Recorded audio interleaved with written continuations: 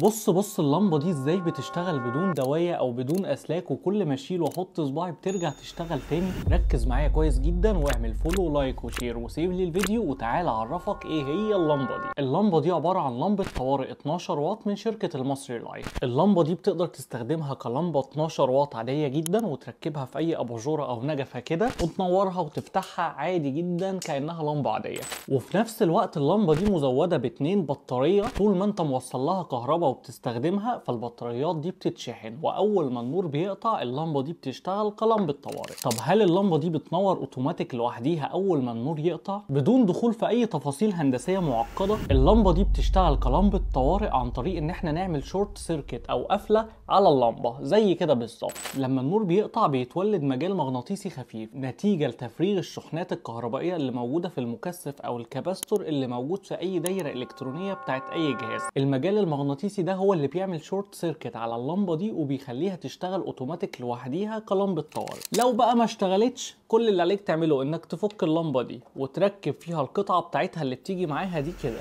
وتتحكم فيها من خلال الزرار ده كده، وتنورها وتطفيها وتتنقل بيها او تعلقها في اي مكان براحتك. اللمبه دي متوسط سعرها 160 جنيه بس كده. ده كان الفيديو بتاعنا النهارده. ما تنساش اللايك والفولو والشير، ولو لسه عندك اي اسئله سيبها لي في الكومنتات. سلام.